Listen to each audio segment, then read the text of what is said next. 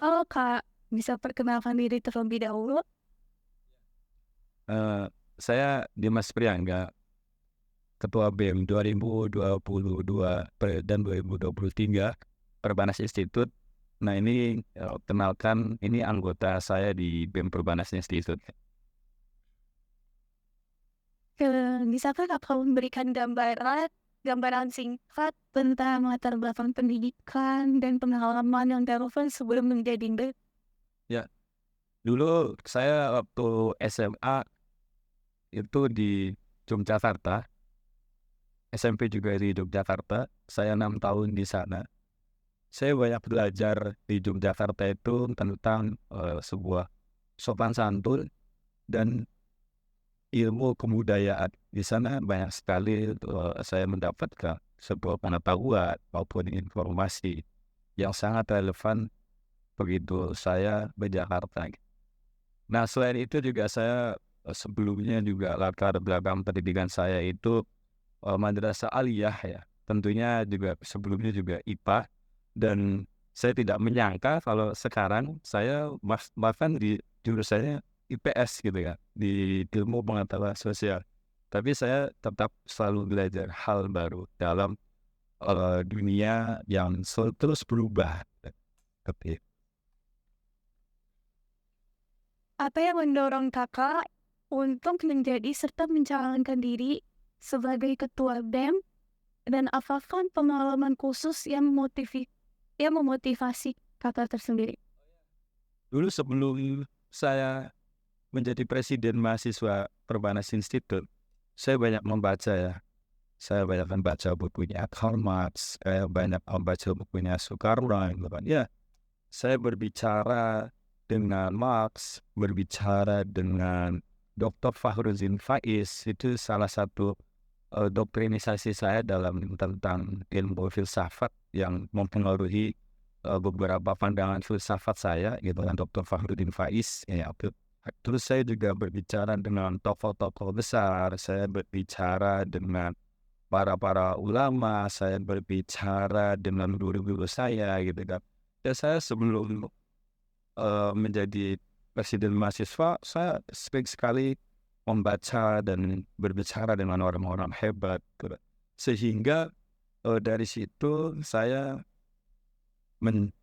pemikiran-pemikiran ini dan gagasan itu saya jadikan satu, lalu terbentuklah beberapa gagasan-gagasan dan ide-ide saya ketika saya menjabat menjadi presiden mahasiswa, gitu kan. Nah, sebelum juga saya aktif di berbagai organisasi ya, entah itu di masyarakat, entah itu dulu di sekolah, bahkan di instansi maupun yang lainnya. Saya dulu sangat aktif di beberapa organisasi. Bagaimana Kakak menggambarkan gaya kepemimpinan serta pendekatan Kak Dimas dalam memimpin BEM? Apakah ada nilai atau prinsip utama yang Kakak pegang dalam peran ini? Saya banyak belajar dari tokoh-tokoh besar ya, tentunya salah satunya Soekarno, terus ada Jack Ma gitu kan. Terus ada Sun Yat-sen, terus ada beberapa tokoh-tokoh besar yang sangat saya idolakan gitu kan. Nah, dari situ kepemimpinan saya terbentuk gitu kan. Tapi kepemimpinan saya tersendiri itu lebih ke demokratis ya. Jadi lebih ke diskusi antar anggota, antar tim gitu kan.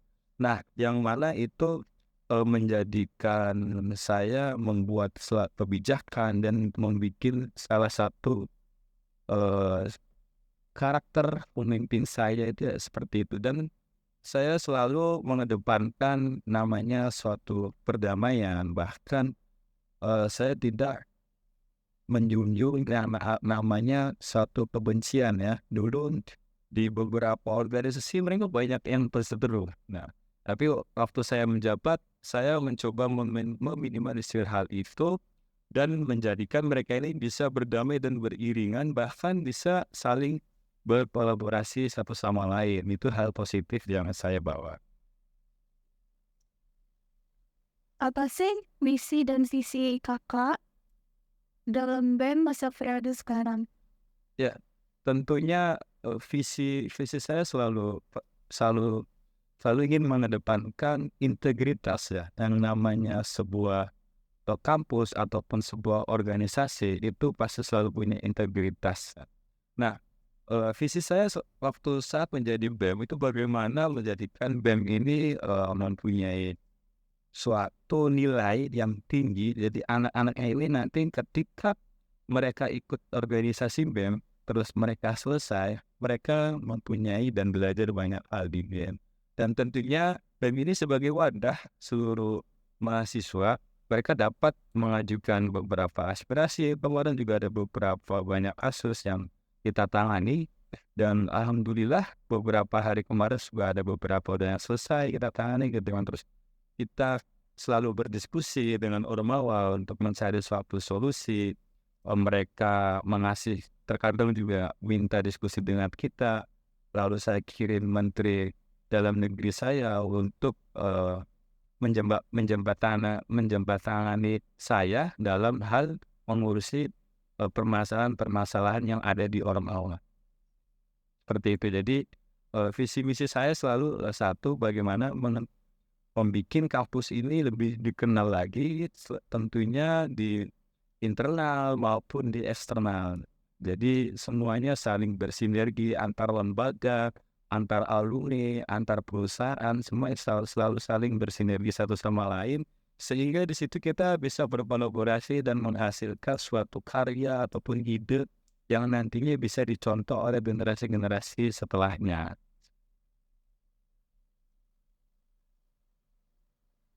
Apakah Kak Dimas memiliki pengalaman sebelumnya dalam mengelola proyek besar ataupun mengatur acara?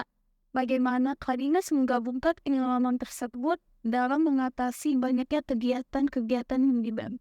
Oh ya, saya ingat sekali ya waktu dulu semester awal, saya banyak ikut di 3 organisasi sekaligus di kampus gitu kan.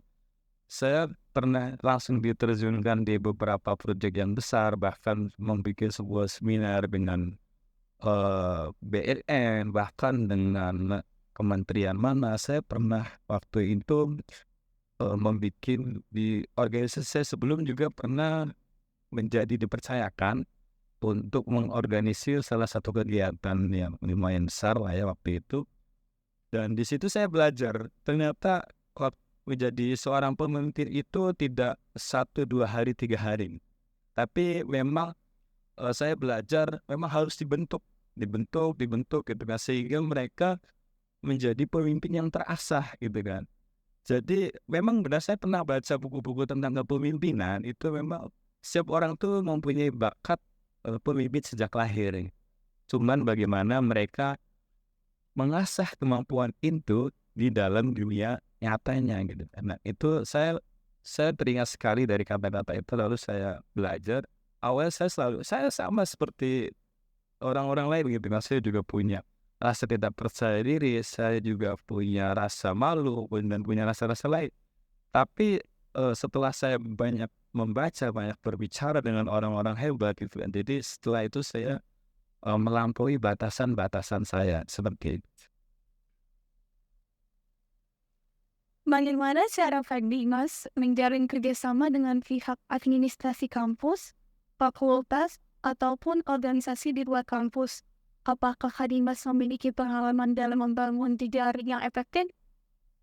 Oh, ya, dulu waktu saya pertama kali menjadi ketua umum, dulu saya pernah menjadi ketua umum sebelum di BEM ini, itu saya belajar yang namanya bernegosiasi, saya belajar yang namanya berelasi, bernetworking gitu kan.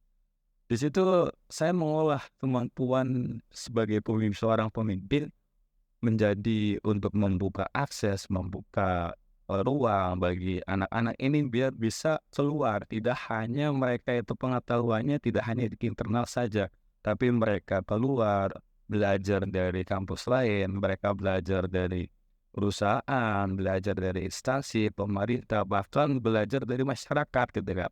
Di situ saya banyak belajar waktu itu, di organisasi masyarakat juga saya banyak belajar.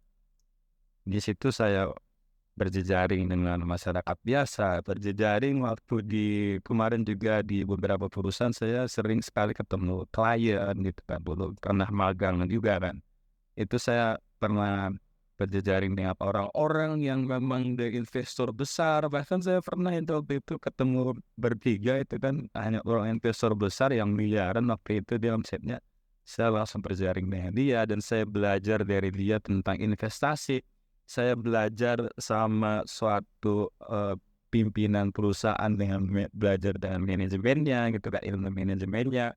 Saya belajar dengan pemerintah bagaimana mengelola negara yang serumit ini gitu Kak. Itu saya banyak belajar dan saya juga banyak berbicara dengan orang-orang hebat. Makanya dari situ saya sekarang di BEM saya tahu bagaimana cara membuka jalan ke sana, bagaimana ketika kita berbicara dengan orang-orang yang lebih tinggi dari kita, bagaimana kita bisa bernegosiasi dengan mereka agar tertarik bikin kegiatan dengan kita. Itu sebelumnya saya memang banyak-banyak belajar sih.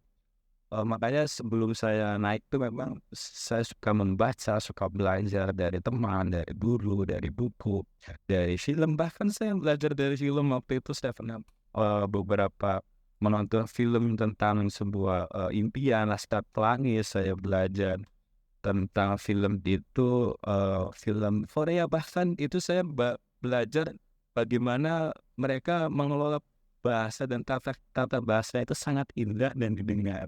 Itu saya sangat suka sekali sebenarnya, seperti itu sih. Makanya saya sekarang ketika berrelasi, mengobrol dan bernegosiasi, itu sudah terbiasa, seperti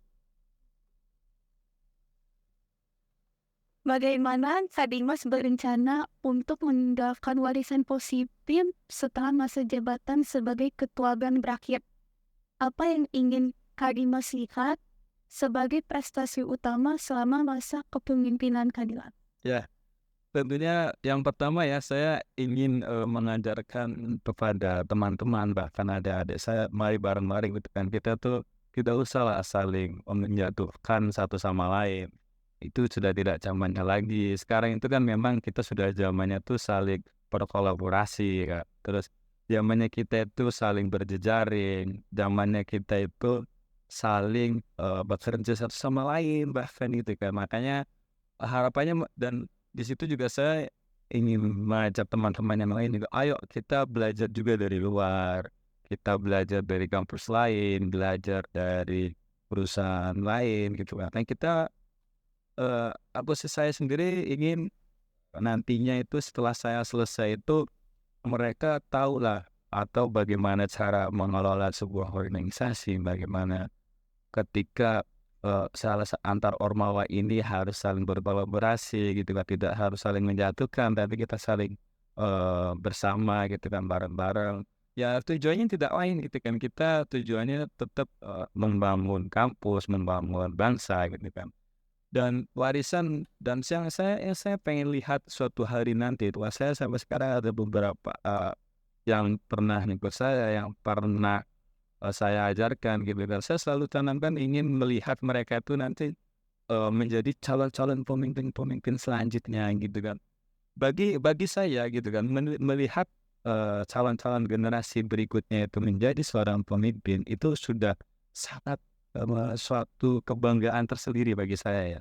Karena melihat mereka nantinya bisa memimpin, bisa menjadi pemimpin-pemimpin yang hebat, bahkan bisa melebihi saya nantinya. Oh itu saya sangat senang sekali gitu kan. Itu yang saya ingin lihat ketika saya sudah, tidak lagi di Perbanas maupun tidak lagi menjabat sebagai presiden mahasiswa Perbanas Institute gitu kan. Itu harapan, terbesar saya sih sebenarnya kepada, adik-adik generasi setelah saya gitu. Seperti itu. Bagaimana Kak Dimas mengukur kesuksesan sebagai ketua BEM? Apa indikator, at- maaf, apa indikator atau pencapaian konkret yang Kak Dimas anggap penting? Seperti sih. Ya, tentunya, kalau saya lihat ketika konkret maupun kesuksesan saya itu kan ketika saya saat menjabat gitu kan. Balik lagi tadi, kesuksesan saya itu ketika saya melihat kader-kader ataupun ada generasi setelah saya, dia bisa dan berjalan, bahkan bisa melampaui saya. Itu tolak ukur, bagi saya ya. Jadi bagaimana mereka itu dari segi pengetahuan, dari segi inovasi, bahkan sekarang kan memang selalu dinamis ya. Mereka, lebih lebih lebih lebih dari saya gitu kan, dari segi informasi, dari segi teknologi, informasi yang mereka dapatkan selalu banyak ya. Itu indikator, kesuksesan saya tuh ya, selain program kerja yang sudah saya jalankan ya, yang kemarin-kemarin dan ini mau selesai juga ada beberapa program ya. Itu saya ingin melihat, generasi-generasi calon-calon penerusnya itu, mereka berdiri dengan gagah gitu kan, dan mereka, eee, memimpin dengan percaya diri, bahkan dengan wibawa, dengan martabat, bahkan dengan pengetahuan dan intelektualitasnya dia gitu kan. Itu yang saya, tolak ukur dan indikator kesuksesan saya sebagai ketua, BEM ya, itu sih kurang lebih. Oke, terima kasih Kak Dimas. Ini ada nih pertanyaan terakhir sebelum penutup slide. Apakah ada pesan untuk pendengar atau untuk adik-adik maba, mahasiswa yang lainnya? Pesan saya sih tetap belajar ya, dan tetap, selalu terbuka dengan dunia.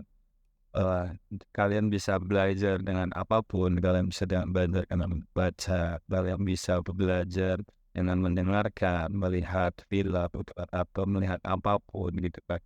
Karena kita ini di instansi pendidikan gitu kan ya. Bagaimana kita itu juga bisa saling, eee, bekerja sama satu sama lain, nantinya kalian bekerja kelompok, tapi itu ke dalam hal-hal positif ya ini ya. Bagaimana nanti pesan saya sih kalian tetap di sini, ya silahkan kalian belajar, kalian memanfaatkan potensi yang ada. Di sini ada perpustakaan Perbanas Institute ini silahkan bisa kalian gunakan untuk diskusi, bahkan untuk membaca gitu kan. Karena kalian kan sebagai, mahasiswa itu kan tentunya di beberapa ada beberapa perguruan tinggi ya tentunya ya. Itu perlu kalian, ingatkan juga ya. Jadi harapannya ya kalian di kampus tuh benar-benar memanfaatkan, kalian bisa kuliah di sini, kalian bisa belajar gitu kan. Banyak yang di sana itu dia yang tidak bisa pernah mendapatkan yang namanya bangku pendidikan perguruan tinggi begitu kan. Jadi, kalian sangat bersyukur dan silahkan kalian gunakan, manfaatkan yang kalian punya saat ini. Gitu. Terima kasih banyak Kak Dimas atas sharing knowledge pada kesempatan kali ini. Iya, nah, juga ya.